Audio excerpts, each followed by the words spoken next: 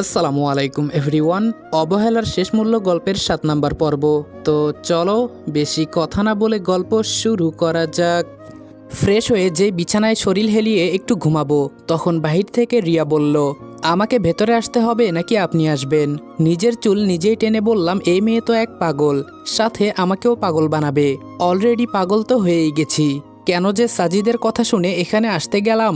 দরজা খুলে বাহির হয়ে দেখি রিয়া দাঁড়িয়ে আছে। আমি রিয়ার পাশে দাঁড়িয়ে বললাম, কি হয়েছে? রিয়া আমার কথা শুনে খুব স্বাভাবিকভাবে উত্তর দিল, জানেন আমার বিয়ে ঠিক হয়ে গেছে। আমি বললাম, এত মজা করো কেন বলো তো? মাত্র গোসল করে রুম থেকে বের হয়েছি, আর তুমি এসেই শুরু করে দিলে। রিয়া বলল, সত্যি বলছি আমার বিয়ে ঠিক হয়ে গেছে। এবার আমি রিয়ার দিকে তাকিয়ে বললাম, সিরিয়াসভাবে বলছো নাকি?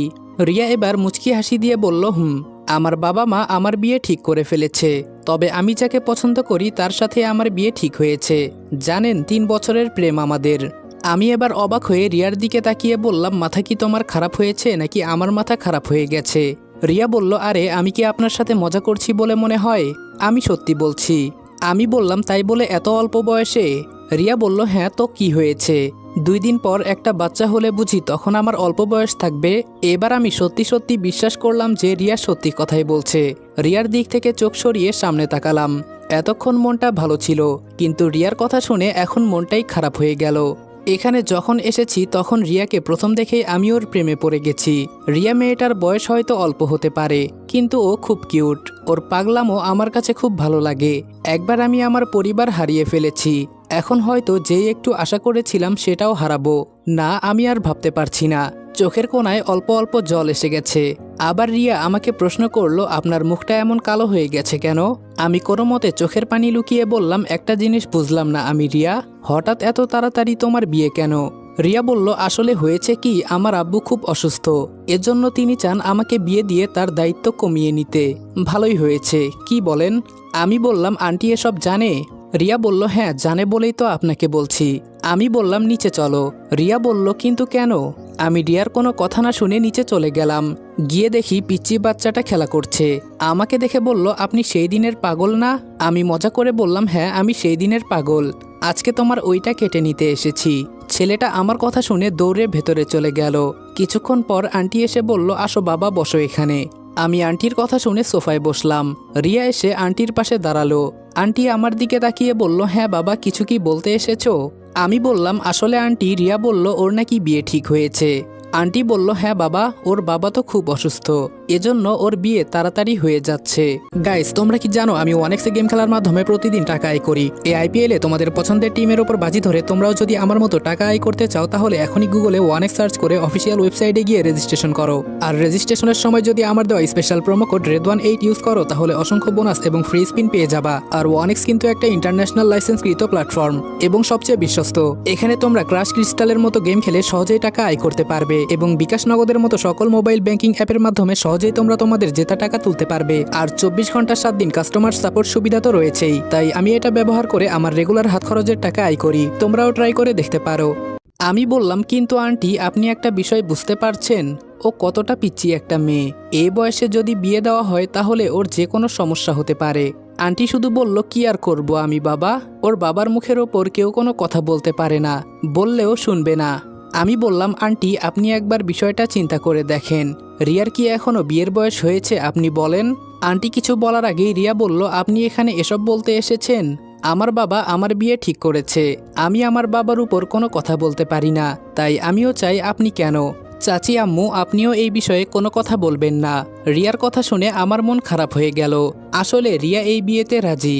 কি সুন্দর লাগছে আজকে রিয়াকে, ও রেগে গেলে সত্যি ওকে মারাত্মক সুন্দর লাগে। আন্টি দাঁড়িয়ে বলল, বাদ দাও এসব বাবা, ওরা বাবা মেয়ে যা বোঝে তাই করবে। রাতে কি আবার রহিমকে তোমাকে নিয়ে আসার জন্য বলতে হবে? আমি বললাম, না আন্টি বলতে হবে না, আমি নিজেই চলে আসব। তবে একটা কথা, রিয়ার বাবা মাকে তো দেখলাম না। আন্টি বললেন, আজকে রাতে হয়তো উনারা সবাই চলে আসবে। আচ্ছা আমি রান্না করতে গেলাম, তুমি রিয়ার সাথে কথা বলো কেমন? আন্টি চলে যাওয়ার পর আমি সোফা থেকে উঠে দাঁড়িয়ে গেলাম। রিয়ার মুখের দিকে তাকিয়ে একবার বললাম, জানো রিয়া, আমি সবার ভালো চাই, কিন্তু মানুষের ভালো করতে গিয়ে আমি দোষী হয়ে যাই। হঠাৎ করে রহিম মিয়া এসে বলল, স্যার নেন, পিঠা খান। আমি বললাম, আরে রহিম মিয়া যে, কই থাকো তুমি বুঝি না? রহিম বলল, ঘরের সব কাজ আমাকে করতে হয় বুঝলেন স্যার। আমি রহিমের হাত থেকে পিঠা নিয়ে বললাম, আমাকে তুমি স্যার বলবে না, আমাকে ভাইয়া বলতে পারো। রহিম বলল, আচ্ছা ঠিক আছে। আমি বললাম, তো বাড়িতে যাওয়া হয় কি? রহিম বলল, দেখি কয়েকদিন পর খালার কাছ থেকে ছুটি নিয়ে বাড়িতে যাব। আমি বললাম, ও আচ্ছা ঠিক আছে, থাকো তুমি। আমি গেলাম। আমি আর এখানে দাঁড়ালাম না, সরাসরি উপরে চলে গেলাম। রুমে গিয়ে শুয়ে পড়লাম।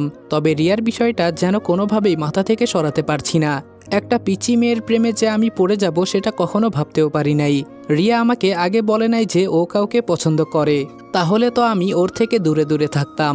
না চাইতেও চোখ থেকে এক ফোঁটা পানি গড়িয়ে পড়ল। আমি যেখানেই যাই সেখানেই কেন আমার সাথে এমনটা হয়? হয়তো সবই আমার কপাল। এসব চিন্তা করতে করতে কখন যে ঘুমিয়ে গেছি বলতেও পারি না। রাতে ঘুম থেকে উঠে একটা চেয়ার নিয়ে ছাদের এক কোণায় গিয়ে বসলাম। কেন জানি আজকে শরীরটা ভালো লাগছে না। অনেকক্ষণ আমি একা একা বসে আছি। হঠাৎ পেছন থেকে আওয়াজ আসলো, আমি কি আসতে পারি ভাইয়া? পিছনে তাকিয়ে দেখি রিয়া দাঁড়িয়ে আছে। তবে রিয়া আজকে শাড়ি পরেছে। চাঁদের আলোয় ওর মুখটা জ্বলজ্বল করছে। মনে হচ্ছে যেন রিয়ার মুখ থেকে মুক্তা ঝরে পড়ছে। আমি কেন যেন রিয়ার দিক থেকে চোখ সরাতে পারছি না। রিয়া আমার ধ্যান ভাঙিয়ে বলল, কি হলো? এভাবে তাকিয়ে কি দেখেন? আমি হাসি দিয়ে বললাম, শাড়ি পরে এখানে আসছো কেন? রিয়া বলল, কেন, আমি শাড়ি পরলে আপনার সমস্যা বুঝি? আমি বললাম, হ্যাঁ অনেক সমস্যা। দেখছো না তোমার থেকে চোখ সরাতে পারছি না? রিয়া বলল, চোখ বন্ধ করে নেন, তাহলেই হবে। আর আমার জামাই বলেছে আজকে শাড়ি পরে তাকে ভিডিও কল দিতে। কথা তো হয়েছে, কিন্তু কেন যেন শাড়ি খুলতে মন চাচ্ছে না। রিয়ার কথা শুনে মনটা আবার খারাপ হয়ে গেল। ও আমার জন্য শাড়ি পরে নাই, ওর হবু হাজবেন্ড বলেছে দেখে শাড়ি পরেছে। আমি এবার নিচের দিকে তাকিয়ে বললাম, শাড়ি কি তুমি পরেছো নাকি আন্টি পরিয়ে দিয়েছে? রিয়া বলল, আমি তো এসব পরি না, চাচি পরিয়ে দিল। আমি বললাম, ও তোমার বাবা মা কখন আসবে? রিয়া বলল, এই হয়তো কিছুক্ষণ পরে চলে আসবে। আমি বললাম, তাহলে শাড়ি খোলার দরকার নেই, তোমার বাবা মা তোমাকে এই রূপে দেখলে অনেক খুশি হবে। রিয়া বলল, হ্যাঁ তাই তো, আমি তো একবারও এই কথা চিন্তা করি নাই। আমি বললাম, তা এখানে কি মনে করে? এবার রিয়া আমার পাশে দাঁড়িয়ে বলল, আসলে কি জানেন, আমি ওকে খুব পছন্দ করি। বাবা ওর সাথে আমার বিয়ে ঠিক করেছে, এজন্য আমি অনেক খুশি। কিন্তু আপনি তখন চাচির সাথে এভাবে কথা বললেন, এজন্য একটু রাগ হয়েছে। আমি বললাম, ও আচ্ছা সরি। রিয়া বলল, আমি বুঝতে পারছি আপনি কেন এমন করছেন, কিন্তু আমার এছাড়া কোনো উপায় নেই। আমি বললাম, হ্যাঁ আমি বুঝেছি, তোমাকে বলতে হবে না। রিয়া বলল, একটা প্রশ্ন করব আপনাকে? আমি বললাম, হ্যাঁ বলো। রিয়া বলল, আপনার গার্লফ্রেন্ড নাই? আমি বললাম, যার কোনো বাবা মাই নাই তার আবার কিসের গার্লফ্রেন্ড? বেঁচে আছি যে এটাই অনেক। রিয়া বলল, মজা করেন কেন, সত্যি করে বলেন। আমি বললাম, না আমার কোনো গার্লফ্রেন্ড নাই। রিয়া বলল, আমার এক বান্ধবী আপনাকে। আমি বললাম, যে পর্যন্ত বলেছ সেখানেই থাক, আর কিছু বলো না। আমার গার্লফ্রেন্ড বা বউ কিছুর দরকার নেই। রিয়া বলল, এভাবে একা একা থাকতে পারবেন? আমি বললাম, দেখি কপালে কি লেখা আছে, যাকে চেয়েছিলাম তাকে তো আর পাবো না। রিয়া বলল, কার কথা বলছেন? হঠাৎ করে দেখি ফোনটা বাজতে লাগলো। ফোন রিসিভ করতেই ওপাশ থেকে আওয়াজ এলো, কি খবর রনি তোর? আমি বললাম, আরে রবিন যে, তুই আমার ফোন নাম্বার কিভাবে পেলি? রবিন বলল, রিয়ার কাছ থেকে নিয়েছি। আমি বললাম, ও আচ্ছা তাই বল, কি করিস? রবিন বলল, রেস্টুরেন্টে আছি গার্লফ্রেন্ডের সাথে। আমি বললাম, ও তোর তো আবার গার্লফ্রেন্ড আছে, মনেই ছিল না। তা ভাবি কেমন আছে? রবিন বলল, আছে মোটামুটি, এখন যেই জন্য তোকে ফোন করেছি। আমি বললাম, হ্যাঁ বল। রবিন বলল, কালকে সকালে কলেজে একটা অনুষ্ঠান আছে, সিনিয়ররা বলল আগে যেতে। আমি বললাম, তো এখন চলে যাব? রবিন বলল, ধুর বেটা মজা করিস না, আমি সকালে এসে তোকে নিয়ে যাব, তুই রেডি থাকিস। আমি বললাম, আচ্ছা ঠিক আছে। রবিন ফোন রাখার পর রিয়া বলল, রবিন ফোন করেছিল? আমি বললাম, হ্যাঁ। রিয়া বলল, তো কি বলেছে? আমি বললাম, সকাল সকাল কলেজে যেতে, কি নাকি একটা অনুষ্ঠান আছে নাকি। রিয়া বলল, এখন আবার কলেজে কি অনুষ্ঠান? আমি বললাম, কি জানি। রিয়া বলল, আচ্ছা থাক বাদ দেন, নিচে চলেন, চাচি হয়তো অপেক্ষা করছে। আমি বললাম, আজকে তো খেতে মন চাইছে না রিয়া। রিয়া বলল, মনকে কি দড়ি দিয়ে বেঁধে নিয়ে যেতে হবে নাকি? আমি বললাম, কেন জানি আজকে ভালো লাগছে না। রিয়া বলল, কি করলে ভালো লাগবে? আমি বললাম, তুমি যাও আমি আসছি। রিয়া বলল, এখন আপনি কি চান আপনাকে ধরে নিচে নিয়ে যাই? আমি বললাম, তুমি খুব জেদি একটা মেয়ে, এমন কেন করো বলো তো? রিয়া বলল, আমার ভালো লাগে এমন করতে, কেন আপনার কোনো সমস্যা? আমি বললাম, না আমার আবার কিসের সমস্যা হবে? রিয়া বলল, লুঙ্গি এভাবে পরে কেউ? আসেন আমি পরিয়ে দেই। রিয়ার থেকে কিছুটা দূরে গিয়ে বললাম, আমি আমার মান সম্মান বুঝি তোমার হাতে তুলে দিব? রিয়া বলল, ভুল করেছি, সেই দিন যদি খালি ভিডিওটা করে রাখতাম। আমি বললাম, চুপ করো রিয়া। রিয়া বলল, আমার বান্ধবীরা কি বলে জানেন? আমি বললাম, কি বলে? রিয়া বলল, বলে ওদের নাকি খুব শখ আপনাকে বিনা কাপড়ে দেখার। আমি বললাম, আস্তাগফিরুল্লাহ, ছি ছি, ভালো হতে বলবে তোমার বান্ধবীদের। রিয়া বলল, ভালো মানুষের দাম নাই জানেন না। হঠাৎ করে ছাদে আন্টি এসে বলল, কি ব্যাপার রনি, কি নিয়ে কথা হচ্ছে? আমি বললাম, আন্টি আপনার মেয়েকে নিয়ে এখান থেকে জানতো, ও আমার মাথা খেয়ে ফেলেছে। রিয়া বলল, মাত্র তো মাথা খেলাম, আরও অনেক কিছু খাবার বাকি আছে। আন্টি হাসি দিয়ে বলল, রিয়া নিচে যা, তুই গিয়ে টেবিলে গুছিয়ে রাখ, আমি রনির সাথে কিছু কথা বলি। রিয়া আন্টির দিকে তাকিয়ে চলে গেল। রিয়া চলে যাওয়ার পর আন্টি আমার হাত ধরে বলল, বাবা তোমার কাছে একটা হেল্প চাইবো, করতে পারবে তো? আমি বললাম, আন্টি বলেন, আদেশ করব, আমি আপনার ছেলের মতোই, শুধু বলেন আমাকে কি করতে হবে। এবার আন্টি একটু দূরে গিয়ে বলল, আমি জানি রিয়া অনেক আগে থেকেই এই ছেলেটার সাথে প্রেম করে, ও পিচ্চি একটা মেয়ে, ওকে ভুলিয়ে ভালিয়ে পটিয়ে নিয়েছে। কিন্তু বাবা আমি খোঁজখবর নিয়ে দেখেছি ছেলেটা জুয়া খেলে, বাবা মার টাকা উড়ায়, আর রাত হলেই যেখানে ইচ্ছা সেখানে মাস্তি করে। রিয়াকে তো এসব বললেও বুঝবে না, শুধু ওকে এতদিন আমি নজরে রেখেছি যেন ওর কিছু না হয়। জানি না ওর বাবাকে কিভাবে রাজি করিয়েছে। এখন আমি তো কাউকে কিছু বলতেও পারছি না, তাই তোমার কাছেই বললাম, যদি তুমি। আমি কিছুক্ষণ চিন্তা করে বললাম, আপনি চিন্তা করবেন না, আমি আগে খোঁজখবর নিয়ে দেখি, যদি সত্যি হয় তাহলে আমি আমার জীবন দিয়ে হলেও রিয়াকে রক্ষা করব। আন্টি হাসি দিয়ে বলল, তুমি আমার একটা চিন্তা দূর করলে, ধন্যবাদ বাবা, এখন নিচে চলো খাবার খেতে। আমি বললাম, হ্যাঁ আন্টি চলেন। আন্টির বাসা থেকে খাবার খেয়ে উপরে এসে ঘুমিয়ে গেলাম। সকালে রেডি হয়ে রুমের দরজা খুলে দেখি রিয়া খোলা চুলে দাঁড়িয়ে আছে। রিয়াকে পেছন থেকে এতটা সুন্দর লাগছে যে বলার বাহিরে। আমি বললাম, শুভ সকাল। রিয়া পেছনে ফিরে আমার দিকে তাকিয়ে বলল, এতক্ষণে আপনার ঘুম ভাঙলো? আমি বললাম, ঘুম তো অনেক আগেই ভেঙেছে, তা বাসায় যাও নাই? তোমার বাবা মা আসে নাই নাকি? রিয়া বলল, বাবা মা তো রাতেই এসেছে, এখানে আসলাম হাওয়া খেতে, আর বাবা আপনাকে নিয়ে যেতে বলল। আমি বললাম, ও তাই বলো, এখানে কখন এসেছো? রিয়া বলল, অনেকক্ষণ হয়েছে এখানে এসেছি। আমি বললাম, ও আচ্ছা, এক কাজ করি, আগে কলেজ থেকে আসি, পরে তোমার বাবার সাথে কথা হবে, কেমন? রিয়া বলল, এখন চলে যাবেন কি? আমি বললাম, হ্যাঁ। রবিন বলল, সকাল সকাল কলেজে যেতে। রিয়া বলল, আমার জন্য ফুচকা নিয়ে আসবেন। আমি বললাম, টাকা নাই পকেটে। রিয়া বলল, সে না থাকলে আমি কি করব, নিয়ে আসতে হবে। আর একটা কথা। আমি বললাম, হ্যাঁ বলো। রিয়া বলল, কালকে থেকে একটা সময় বের করে আমাদের পড়াবেন, আগে যেখানে পড়তাম ওখানে আর যাব না, সকাল সকাল যাওয়া ভালো লাগে না, যদি বিকালে আপনার সময় হয় ভাইয়া। আমি বললাম, আচ্ছা ঠিক আছে, তোমরা পরামর্শ করে জানাও, আমার সময় আছে। আচ্ছা আমি গেলাম, কেমন? রিয়াকে দাঁড় করিয়ে রেখে আমি নিচে চলে গেলাম। আসলে একটা কথা কি, রিয়াকে ছাদে রেখে যেন আমার যেতেই ইচ্ছে করছে না, মন চায় সবসময় যেন আমি ওর সাথেই কথা বলি। রিয়ার সাথে কথা বললে আমার এতটা ভালো লাগে যে বলার বাহিরে। এই তো রবিন বাইক নিয়ে এসে গেছে। রবিন আমার সামনে বাইক রেখে বলল, তাড়াতাড়ি উঠে পড়। আমি রবিনের পেছনে বসে বললাম, এত সকাল সকাল কলেজে কেন? বুঝলাম না কিছুই। রবিন বলল, আমি কি জানি, পরি গ্রুপে মেসেজ করে সবাইকে সকাল সকাল যেতে বলেছে। আমি বললাম, কি আজব এক কলেজে যে ভর্তি হলাম আমি। রবিন বলল, কেন, কি হয়েছে? আমি বললাম, কিছুই হয় নাই, আমার একটা হেল্প করতে পারবি? রবিন বলল, বল। আমি বললাম, আমার পার্ট টাইম একটা জব লাগবে, তুই খুঁজে দিতে পারবি? রবিন বলল, ও এই কথা, তুই কোনো চিন্তা করিস না, আমি দেখবনি। কলেজের সামনে বাইক রেখে বলল, তুই নেমে দাঁড়া, আমি বাইকটা পার্ক করে আসতেছি। কিছুক্ষণ পর রবিন আমার পাশে দাঁড়িয়ে বলল, এখন চল। কলেজের সামনে এসে দেখি ছোট একটা রাস্তা তৈরি করা হয়েছে কলেজের ভেতরে, আর এর পাশে ছাত্ররা ফুল নিয়ে দাঁড়িয়ে আছে। আমি এসব দেখে রবিনকে বললাম, আমাদের হয়তো ফুল নিয়ে দাঁড়াতে হবে, কিন্তু এখানে আসছে কে এটাই তো বুঝতে পারছি না। হঠাৎ করে পরি আমার দিকে ইশারা করে বলল, আমি যেন এই রাস্তা দিয়ে হেঁটে আসি, আর রবিনকে দাঁড়াতে বলল। আমি চোখ বড় বড় করে রবিনের দিকে তাকিয়ে বললাম, কি হতে চলেছে এখানে? আমি তো কিছুই বুঝতে পারছি না। রবিন আমার কানে কানে বলল, কোনো কথা বলিস না, পরি যা বলে তাই চুপচাপ কর, না হলে সমস্যা হয়ে যাবে। ধুর, এসব আজব জিনিস কেনই বা আমার সাথে হয় বুঝি না।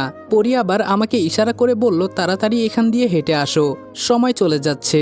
আমি ভয়ে পরীর কথা মতো ছোট সাজানোর রাস্তাটায় পা রাখলাম, আর তখন ওই ছাত্ররা আমাকে ফুল দিয়ে বরণ করে নিচ্ছে। মনে মনে ভাবলাম, কালকে হয়তো পরি আমাকে অপমান করেছে, এজন্য আজকে আমাকে এতটা সম্মান করছে। আমি কেন যে পরীকে খারাপ ভাবতে গেলাম, ওর মনটা অনেক ভালো এখন বুঝতে পারছি। তবে কালকে যদি আমাকে এভাবে সম্মান করত, তাহলে আমি নিজেকে এই পৃথিবীর সবচেয়ে ভাগ্যবান ব্যক্তি মনে করতাম। পরীর সামনে যেতেই পরি হাঁটু গেড়ে আমার সামনে বসে একটা ফুল আমার সামনে ধরে বলল, আমি এত কিছু বলে প্রপোজ করতে পারি না, হয়তো আগে কাউকে প্রপোজ করি নাই, এজন্য এত কিছু বলে প্রপোজ করতে পারি না। শুধু ছোট করে বলবো, তোমাকে যেদিন আমাদের বাসায় দেখেছি সেই দিন আমি তোমার প্রেমে পড়ে গেছি। আর সেই দিনের চিঠিটা আমি দিয়েছিলাম। আমি জানতে চেয়েছি তোমার ভেতরে কেমন অনুভূতি হয় ভালোবাসার জন্য। কালকে তোমাকে অপমান করে আমার অনেক খারাপ লেগেছে। কি করব বলো, কলেজে আমার একটা সম্মান আছে, এই জন্যই এমনটা করেছি।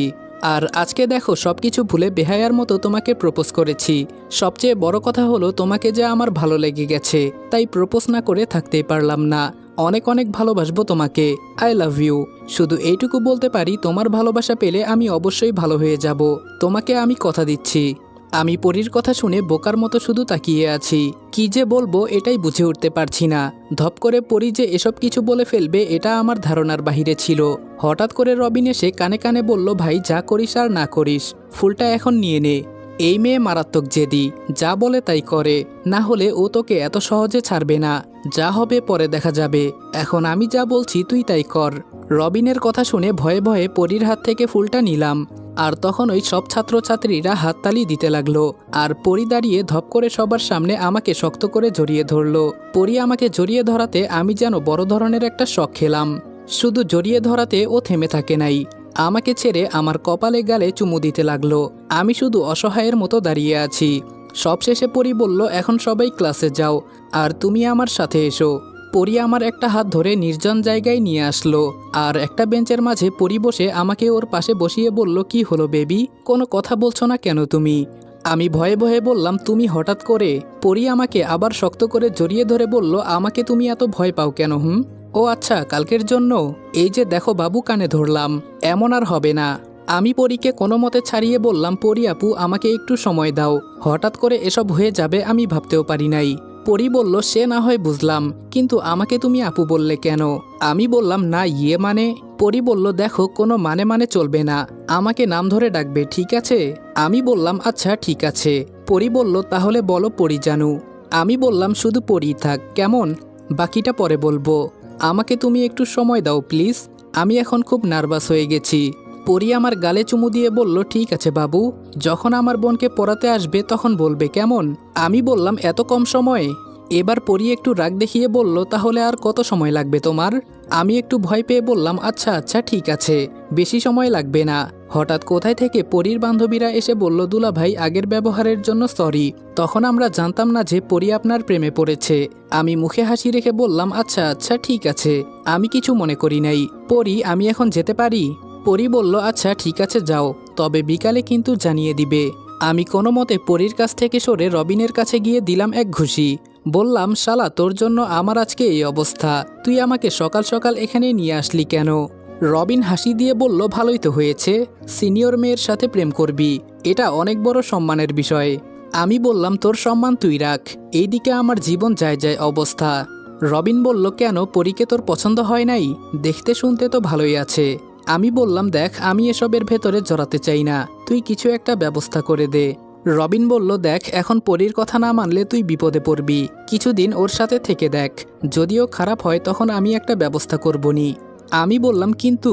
রবিন বলল, কোনো কিন্তু নয়, আমি যা বললাম তাই কর, এমন সুযোগ বারবার আসে না। আমি বললাম, ও আমাকে বিকাল পর্যন্ত সময় দিয়েছে।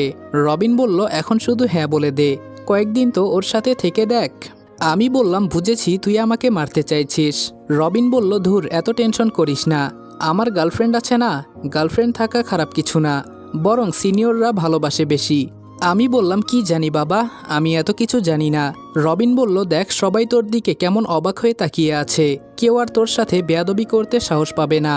এর ভেতরে কোথায় থেকে একটা ছেলে এসে বলল, কি ব্যাপার রবিন, তোর এই ছেলের সাথে কিসের সম্পর্ক? রবিন ছেলেটাকে বলল, ও আমার বন্ধু হয়, তা তোর এসব জেনে লাভ কি? আর তুই এখানে আমার সিনিয়র, তাই আমি বলছি এখানে কোনো ধরনের ঝগড়া করিস না, যা একটু সম্মান পাস পরে তাও পাবি না। ছেলেটা আমার দিকে তাকিয়ে বলল, তোর সম্মান আমার লাগবে না, এখন তুই এখান থেকে যা, তোর বন্ধুর সাথে আমার কিছু কথা আছে। আমি বললাম, কে ভাই আপনি, আর ও এখান থেকে কেন যাবে? যদি কিছু বলতে হয় এখানে বলেন। ছেলেটা এবার বলা শুরু করলো, দেখ পরী তোকে প্রপোজ করেছে বলে হিরো হয়ে যাস না, শুধু পরীর জন্য আমি এই কলেজে ভর্তি হয়েছি, ও শুধু আমার, আমাদের ভেতরে যে আসবে তাকে কেটে টুকরো টুকরো করে দিব। রবিন ছেলেটার কথা শুনে বলল, আমার বন্ধুকে প্রপোজ করেছে পরী, আর ও প্রেম করবেই, তোর যদি ক্ষমতা থাকে তাহলে তুই ওকে আটকিয়ে দেখ। ছেলেটা হাসতে হাসতে বলল, মশামাছির গায়ে আমি আঘাত করি না, তবে তোর কপালে খুব দুঃখ আছে রে। ছেলেটা চলে যাওয়ার পর দূর থেকে ছেলেটার বন্ধু আমার দিকে আঙ্গুল দিয়ে গলা দেখিয়ে বলল, ওটা কেটে হাতে ধরিয়ে দিব, মনে রাখিস। এবার আমি রবিনকে বললাম, ওরা কে রে? রবিন বলল, আর বলিস না, ওর বাবা হলো এই কলেজের সভাপতি, পরীর সাথেই পড়ে। আমি জানি ও পরীর পেছনে পেছনে ঘোরে, কিন্তু কে জানে আজকে তোকে। আমি বললাম, বাদ দে সব কিছু আমি দেখে নিব। তোকে যে বলেছিলাম পিস্তলের কথা, ওইটা কি ম্যানেজ করেছিস? রবিন বলল, আরে বেটা আসতে বল, মানুষ তো শুনবে। আমি বললাম, শুনলে আমার কি করার আছে, তোকে যেটা বললাম সেটা কর। রবিন বলল, আমার ব্যাগে আছে, তুই বলবি আর আমি আনবো না, সেটা কি হয়? আমি বললাম, অনেক ধন্যবাদ বন্ধু। রবিন বলল, আচ্ছা ক্লাসে চল, না হলে দেরি হয়ে যাবে। আমি বললাম, হ্যাঁ চল। ক্লাস শেষ করে মাঠে যেতেই দেখি পরী দাঁড়িয়ে আছে। আমি পরীকে দেখে বললাম, রবিন তাড়াতাড়ি এখান থেকে চল, পরী দাঁড়িয়ে আছে সামনে। আমি এই কথাটা বলতে বলতেই পরী আমাদের সামনে এসে বলল, রবিন তোমার গার্লফ্রেন্ড দাঁড়িয়ে আছে, হয়তো তোমাকে ডাকছে, দেখো। রবিন পরীর কথা শুনে বলল, কোথায় দাঁড়িয়ে আছে? পরী বলল, গেটের সামনে গিয়ে দেখো দাঁড়িয়ে আছে। রবিন আমার দিকে তাকিয়ে বলল, তুই বাসায় চলে যা কেমন, আমার একটু ওকে নিয়ে মার্কেটে যেতে হবে। এই কথা বলে রবিন চলে গেল। পরী আমার দিকে তাকিয়ে বলল, ওই চলো, আমি তোমাকে বাসায় পৌঁছে দিয়ে আসি। আমি বললাম, কিন্তু ক্লাস? পরী বলল, এখন ক্লাসে এত পড়া হবে না, চলো তো। এই কথা বলে পরী আমার হাত ধরে নিয়ে যেতে লাগলো। কলেজ থেকে বের হওয়ার পর রাস্তায় গিয়ে বললাম,